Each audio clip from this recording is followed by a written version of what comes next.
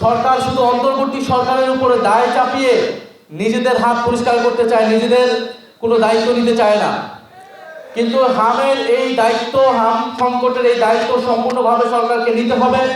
আমরা দেখছি যে সারা দেশে হামের প্রকোপ তৈরি হয়েছে এবং 400-রও বেশি শিশু হামের কারণে নিহত হয়েছে।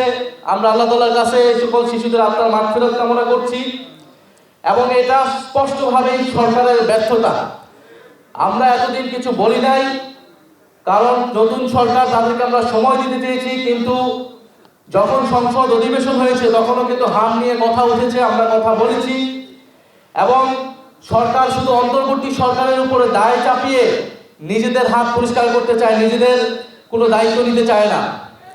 কিন্তু হামের এই দায়িত্ব, হাম সংকটের এই দায়িত্ব সম্পূর্ণভাবে সরকারকে নিতে হবে। সরকারের উচিত ইমিডিয়েটলি মেডিকেল ইমার্জেন্সি ঘোষণা করা এবং কয়েকটি হাসপাতালকে বিশেষায়িত ঘোষণা করা শুধুমাত্র হামের চিকিৎসার জন্য। ইমিডিয়েটলি পরিবারগুলোর পাশে দাঁড়ানো উচিত এবং সরকারের উচিত যারা শিশুরা যারা নিহত হচ্ছে বা যাদের চিকিৎসা প্রয়োজন সেই সকল পরিবারকে আর্থিক ক্ষতিপূরণ দেওয়া এবং আর্থিকভাবে সহায়তা করা।